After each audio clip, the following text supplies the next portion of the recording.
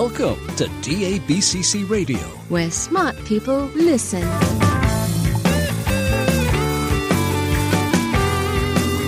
Virtualization and Cloud Talk, Featuring cutting-edge solutions from the hottest companies around the globe.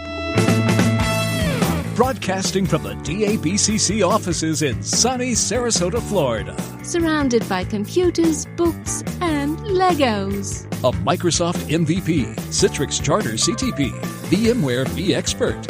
And your host, Douglas Brown.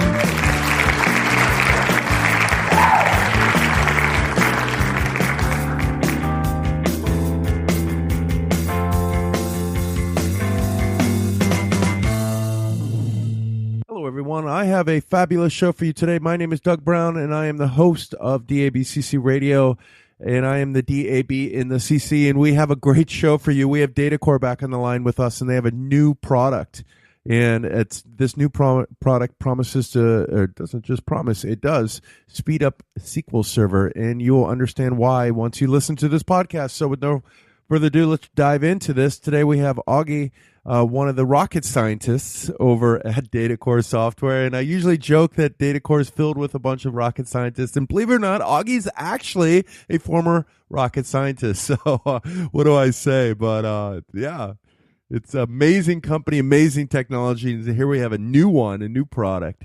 And well, let's do it, okay? So here's my interview with Augie from DataCore Software. Okay, Augie, thank you so much for taking the time to be here today. I look forward to this. I love having DataCore on.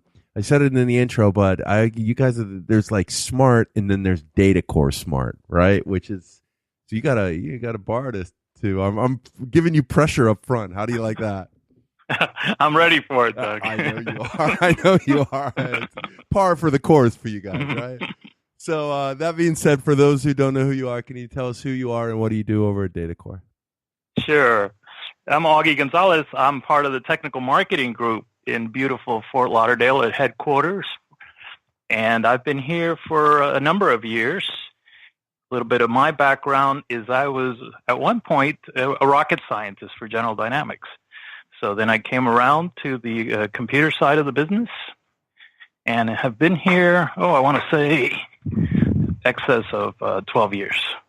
Yeah. So it does prove my point that DataCore is filled with rocket scientists. Did a little oceanography in the background, too, before that. So okay. Worked for the Marine Lab here in Key Biscayne. Oh, that's cool. Still do a lot of fishing, so that's my pastime. You're a Floridian, so you have to fish. So next time you're down, we're going to take you out in the back country. I might like that. My problem is I turned about 34. I was at a Citrix Synergy, believe it or not. I think it was iForum back then.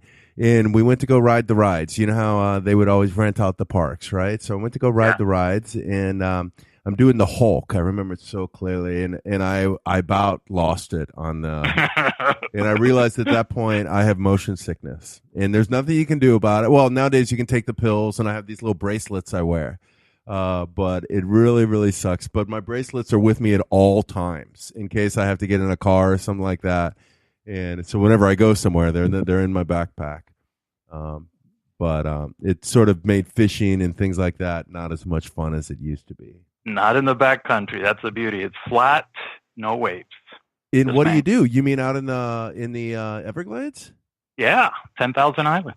Oh, well, that sounds like a lot of fun. Okay, so you got me on that. So can you tell us a bit about DataCore? What are you guys doing over there?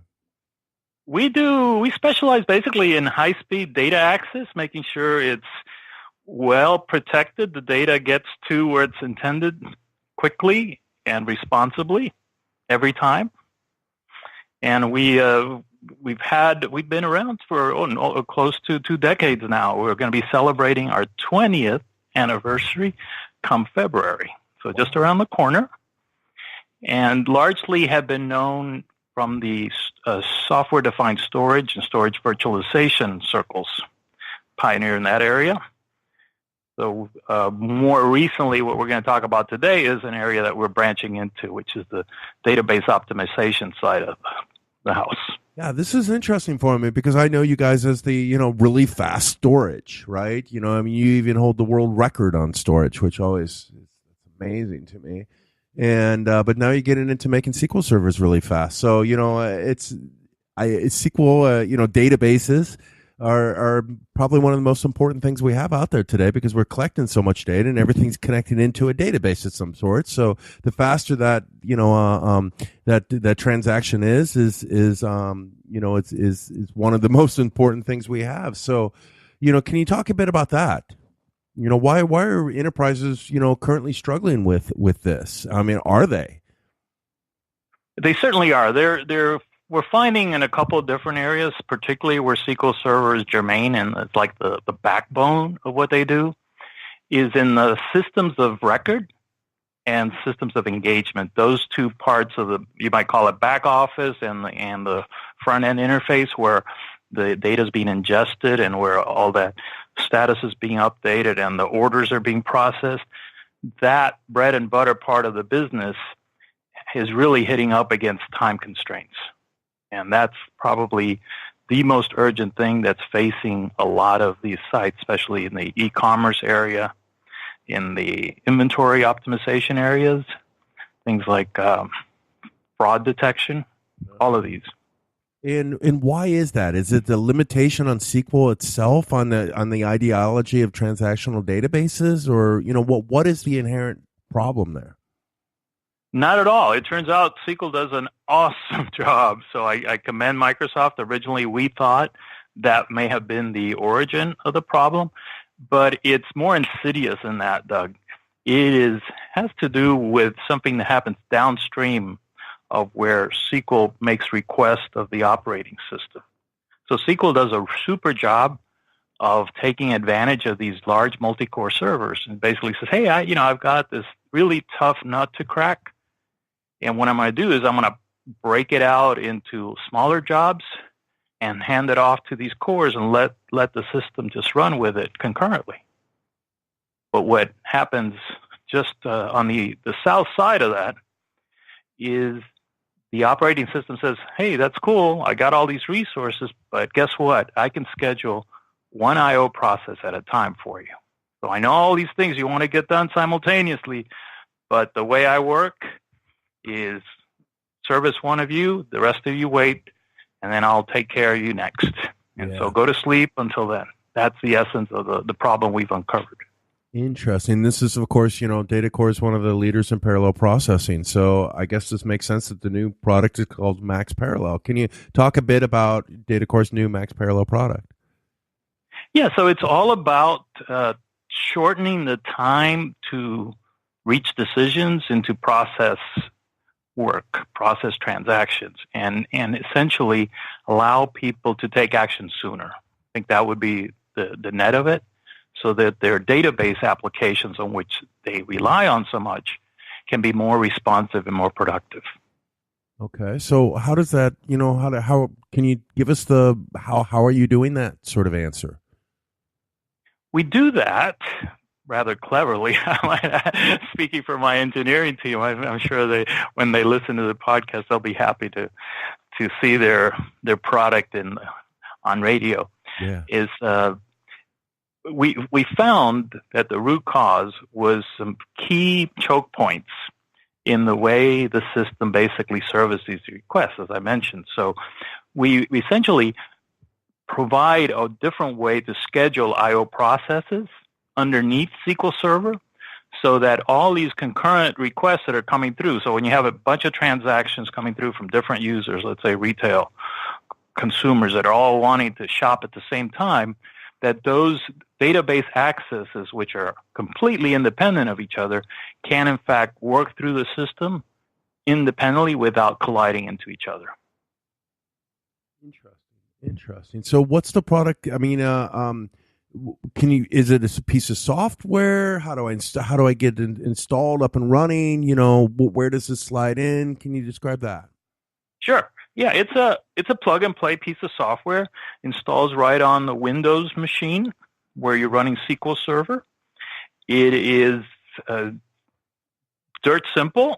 So you basically just pause, during one of your normal updates that you're making to the system. That's the time to drop this in. You will experience the benefits overnight. It's not something you have to, there's no basically. So from a SQL Server, a lot of people are used to, well, I've got this sluggish behavior, so immediately I'm going to go see how I'm going to recode the SQL statements, how I'm going to do my queries differently, I'm going to reindex things. Before you go through all that and take on that challenge, consider using the DataCore MaxParallel for SQL Server. Just drop that in. It doesn't require any coding changes. There's no hardware changes. None of that. We don't touch the way the data is laid out or how those transactions are formulated. And it just does its thing underneath the covers. Is there any management tool? Any, reporting that it comes back? Anything like that? There are a little bit, but largely the folks who are running these SQL servers, they are pretty well outfitted already with instrumentation packages from all kinds of folks, SentryOne, SolarWinds, Idera, several of those suppliers. And so we basically provide instrumentation that they can pick up on. And we have a really simple turn on, turn off dial is all it takes. So you can enable it, see what it did for you, and you can go, okay, let me just turn it off to see if that was really, if we can really attribute it to DataCore or if something else just happened to be going on. So you have that latitude to do it in flight. And I think over time, Doug, it's likely we will embellish what we showcase from it. So it makes it much more apparent. And for those who are perhaps not running sophisticated tools, they can at least visualize a few of these pieces. So I think in our next release that's coming up, you'll see a little bit more of a color face on the product. Interesting, but it's a very simple. I mean, I don't even want to use the word simple. It's you just put it in, it does its job, right? And it just sort of, and that's beautiful. And it works for Windows. You don't have a Linux version, do you? Hey, are we talking futures already? If we are, I think there's some of that on the way. We definitely have the roadmap calls for some deliverables in the Linux area, and SQL Server, as you know, is now also available on Linux, which makes a good pairing. Very cool, very cool. So, I was going to ask you earlier, what problems does this solve? I think that's sort of self-explanatory. Any other problems besides the obvious is speeding up SQL? Well, here's the thing. It's not just speeding it up. So there's different ways that people characterize that challenge. Sometimes they go, I've got a system that over the years what's happened is the level of work we're asking it to do has bogged it down. And so that's when they're thinking, I got to upgrade the system. Oh, maybe I got to go shard the database and split it across lots of different servers. All these gyrations that you go through, trying to think, how do you scale given the new circumstances? And so part of what we're doing is we're basically tapping into idle cores. If you were to look at that system, you go, that's curious. Why is it that I'm having to think about a bigger machine or more machines when it looks like I'm only at 30% CPU utilization? Yeah. What the heck's going on? So that's kind of the forensics that lead you to go, oh, red flag here, what's going on? So what we're doing is going in there, and when we see that, the software will basically say, okay, there's demand for data access. It's not being served in the form we would like to see it because of the serialization. So we basically say, okay, let's gang those additional cores that are available, put them to use to process these IOs in parallel. When it does that dynamically. So it will basically say, okay, I have demand right now, I fulfill that demand. If that demand were to wane, let's say the end of month reconciliation report is completed and things wind down, then we release those CPU cores because there's no sense for us to hog it. Sure. And that's a dynamic, it's a kind of machine learning and adaptive in that sense, that it's learning what the requirements are, what's kind of load is being placed on it, and reacts accordingly without human intervention. Very cool. Very cool. Are there specific use case for us? Maybe situations or environments where it works better than others, or adds a better benefit than in other locations? Yeah, I think so. We definitely are characterizing that. Where I would say, here's one of the most common poster childs for SQL Server.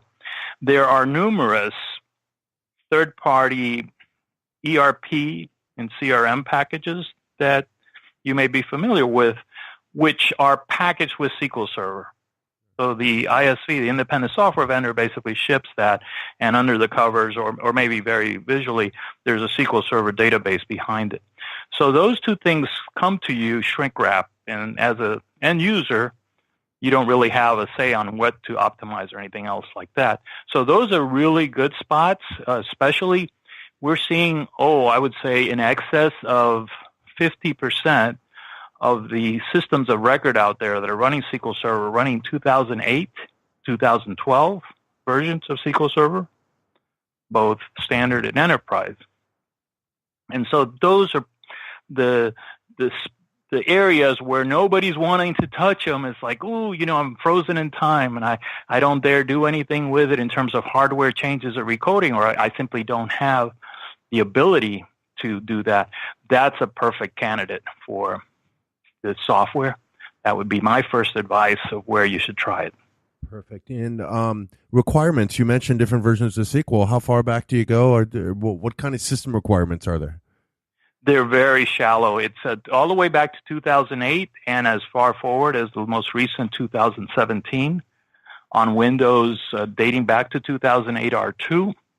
I think in 8 gigs memory is all we need. We're going to be looking for situations where there's cores to be accessed. Sure. So for minimum 4 cores, if you're running anything than that, or as your virtual CPUs is basically starved for resources, we can't do anything there. So there's got to be room for getting the work done. Otherwise, you simply undersized your scenario. But that's all you need. And we drop in. It's very straightforward. Yeah. No, I totally understand. How did DataCore get into optimizing SQL? I mean, I guess it makes some sense because you guys are the parallel I/O guys, right? But what's the story? Is there a story behind that? There is a backstory. There's always a Of course there is, right? So what is that backstory? And you're going there. Okay, we'll go there. That's good. The thing is, you mentioned earlier that we had set the record for fastest response time and lowest price performance in storage software, the software stack. We don't ship storage, by the way. We just sell the software that enhances the performance and the availability and utilization at storage. So I just want to make that clear for the audience. So in setting that, in going through the understanding of how you emulate those really large workloads, we were up against multi-million-dollar systems from the biggest, baddest guys in the universe. We came across something rather intriguing. Is we were sitting there on the back end of these fiber channels and all these hosts driving requests against us. And we were talking privately, you and I, about Zia Rao before that. And Zia and Nick Connolly and Ronnie Putra from our team here, the Brain Trust, were finding that the app servers that we were putting to generate the workload for these benchmarks, they were stalling out much sooner than we would expect. That we basically could calculate what they should be capable of generating in terms of I/O requests and at what frequency and all this other stuff based on block size and everything else, and they were nowhere near that. So we're going, wow, we're having to put a lot more machines in front of these DataCore servers in order to get the numbers we're expecting. So we went in there and did the kind of instrumentation, the deep dive instrumentation on the app servers, not on, we knew what our part was doing, so we're wondering what's going on there. That curiosity led us to poke at some areas in the operating system. Let's look at this. There's all these synchronization locks that are occurring here. Why are these things behaving the way? Why are they being scheduled in such a goofy manner? Given the fact that there are all these cores. These were 72 core machines, It's like, man, they're not getting much out of this. So that's how we got there. And once we found that, we recognized there was an opportunity to solve that problem and solve it where the urgency seems the highest right now, which is in the SQL Server database. It seems to me like this is a solution that everybody needs no matter what. Is that the case, or is it sometimes it's just good enough for what they're, I mean, maybe they don't need it? Yeah, I would not. I wouldn't say it's that, just drop it in everywhere. I'd love for you to buy, So the other side of me, the little devil on the right side saying, why'd you just say that? Yeah. But really, yeah. Here's the deal. If the nature of the workload is highly serialized, all this parallelism in the world, we're not going to change the order in which you drive requests. It's only when you have concurrent workloads or concurrent processes, that is, many users banging on the same system at the same time, or you have a number of tasks that constitute the reporting or the analysis side that are causing this high degree of concurrency. That's where this issue shines its ugly head, okay? Yeah. So the flip side of that is if it's a sequential type workload, a single batch stream that's just going serially through its jobs, we're not going to have a lot of impact on that. In fact, I would just say skip those altogether, go for where the real struggle is. Yeah. That would be the direction. Now, if somebody doesn't know if that's the problem for them, can they try the software? They can. They can try it a couple of different ways. So, Doug, I don't know how we get you on the links on the podcast. We'll put them in the show notes. So, guys, listening to the show notes, or head over to datacore.com and you'll find it. But definitely, if you're on DABCC, you should be visiting DABCC. Then just look in the show notes. Yeah. So in the show notes, you'll see two links. One will be for the MaxParallel.com site, takes you right to this product, and there you can do a 30-day free trial download. So if you want to stand this up on your own system, you want to run it on your instance in the cloud or a colo, absolutely do that. We also have a test drive, which is all set up with a HammerDB retail warehouse environment that's used a lot to emulate the kind of the normal e-commerce environment. So you can actually play on there, hands-on. There's not much to do, just basically realize that it's so simple. But you can run it for an hour for free there, and we pick up the tab for it. So that's important way to just get your hands to it. Yeah. I will say one other thing, by the way, is we do run into companies, Doug, that when they first try it, they try it on a test system. They go, well, before I put this in production, I'm going to go exercise it somewhere. We do find that test systems seldom imitate the actual degree of concurrency that's happening on the production. So they're real faithful about, we're exercising all the code, but we're exercising that code one job at a time, and so you won't see the benefits in the test environment. Yeah. But at least you'll feel comfortable that, hey, we haven't mucked with any of the data because we don't touch the formatting, we don't do any encryption or compression or anything like that. And the write ordering, as you would expect, just flows down the way you gave it to us. Perfect. So, and to install it, and if they needed to, because I totally agree, trying to simulate a real environment is next to impossible, even with some of the best simulation tools, right? But can you install? Windows is always a little bit, I'm old, so I still think if you install something on Windows, it never disappears from Windows, right? Is that a worry to people? Is it easy drag in and drag out? Of course, once they have it on, they're going to want it. But I think so. Yeah. They usually don't want to pull it out of there, but they can remove it. Cool. There's no artifacts per se that you have to be concerned about. And like I say, you can turn it on and off live once it's installed and the database is running. You can go and dynamically do this just so you can see when it's opportune for you to actually exercise it. Yeah. So that gives you more visual confirmation of its benefits. Yeah. The big problem is just change control, right? Trying to get something put into a production environment is not always the easiest endeavor, right? It's not.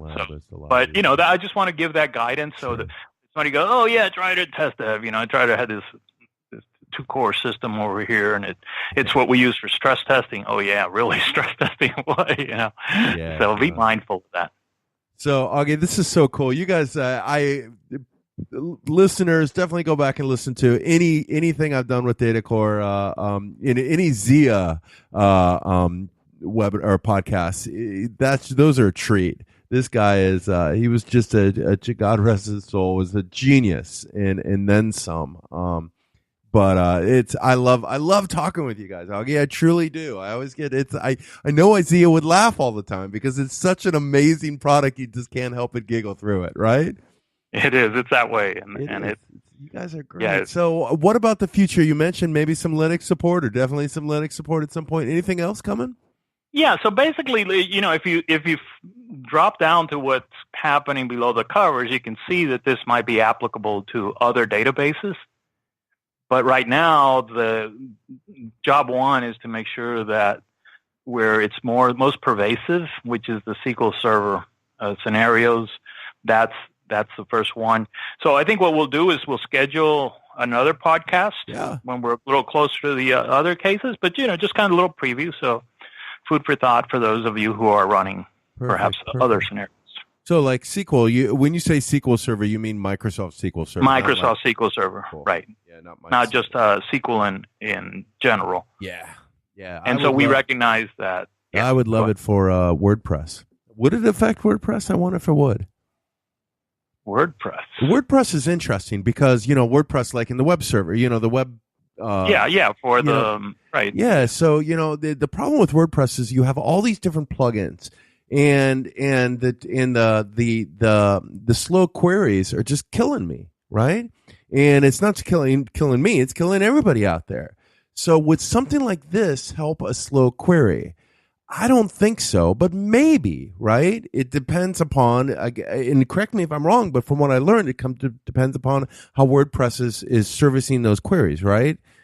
Is that right? And how it's handing those off to the operating system, yeah, that's what and how the operating system is reacting to that. Yeah. So we'll hey, that's a spot for us to do a little R&D in. It's very interesting because it's a huge market out there, and then you have all the hosting providers, right? So I host the ABCC nowadays, and if they could speed up slow queries without rewriting them, that's a huge benefit, right? I always look at, whenever I do podcasts, I think to myself, can I use this in my environment, right? And where DABCC is definitely one of my main concerns is, can I speed this up, right? So speeding up SQL is always one of I spend weekends playing around with queries. It's like fun, but it's not fun because they're not my queries. I will say though, that expertise is a special expertise, and you'll clearly get a lot more out of the system. DataCore's spot is for those who basically, they need that urgency, they need the quick fix right now, and can't afford to drop all that time and effort and potential risk into rewriting. So that's where you're gonna. It's first point of action, and then you might want to come back with when now you have a little more cushion. You might want to come back if you have the latitude to go make some of those query optimizations. Yeah, and bring in the pros for that. Yeah, it's a science and then some. So I've learned a lot about it. I built the new version of DABCC all myself. So I had to learn, and then it was slow, and I had to figure out why is it slow, and then hosting guys were let me explain queries to you, boy. So I got to go back and deal with queries. We're going to warn you on this. I don't want to do that. So, but I've had a lot of fun, and it's sort of to me that's the hobby side is playing with it, right? It's also my job too, but it's always fun when your hobby is your job too, right? I love that. I loved building the ABCC. I didn't necessarily love troubleshooting the problems, but in the sick way I did, right? And that's the geeky side of that's the reward when you finally crush it. Oh, you know it, man. You know it. So is there anything we left out? Anything else you'd like to share with us? It seems pretty straightforward. Everyone should be trying this out and seeing if it helps them. Yeah, I think it's pricing we didn't talk about. Just a quick note on that. Please. Pricing is price per core. It's very similar to the way SQL Server in the idea that they charge per core. So it's pretty inexpensive. We have a standard edition and a enterprise edition. It's an annual subscription. And also you can get it if you happen to be running in Azure. You can also get it by the hour, already pre-bundled with SQL Server, with Windows, all packaged together, and you could just pick your titles from the Azure Marketplace and run it there. Run your test drive right after you get that good sense. Go right into the subscription, fully elastic, whatever size virtual machine you want. It calculates and meters it for you. Okay, my friend, thank you so much for taking the time to do this with me and share what DataCore is doing. I love having you guys on, and I truly mean that. So, let the guys know anything I can. Anytime you guys want to come on, you have an open invite because you're one of my favorite guests I can possibly have. So, if not, so thank you so much, Augie. Thank you so much as well, Doug. Enjoyed chatting with you, buddy. That concludes another successful episode of DABCC Radio. As always, I want to thank my guest for today, Augie from DataCore Software. And gosh, I just love those guys. It's like I said, if you're looking for something good to listen to, go back to any of the DataCore podcasts. Definitely the ones with the just wow, that guy is phenomenal. But everybody at DataCore, and you'll hear me say this, and I think if you probably enjoyed the episode, and definitely check out what they're doing because Augie's a rocket scientist, and they're filled with rocket scientists. It's always my joke, but just great technology, absolutely great technology. They speed up storage like you've never seen, and now they're doing the same thing with SQL. So definitely worth the look and then some, and even worth downloading and trying it for yourself for sure. The show notes will have the links, or head on over to datacore.com and you'll find it there. What else do I say? But thank you for listening to DABCC Radio. Definitely check out dabcc.com for the latest and greatest virtualization news, support. I always say virtualization news, but really it's more than virtualization. We desktop, mobility, AI, big data, Internet of Things. It's everything. Everything IT news is there. So head on over and have a read. We also have mobile apps, so head over to the App Store, your favorite App Store, and search for DABCC and download those. We have podcast apps and news apps, and it's a great way to stay up to date with what's going on there. There's nothing else I have to say. Thank you again to Augie. Thank you again for DataCore. Thank you again for listening to DABCC Radio.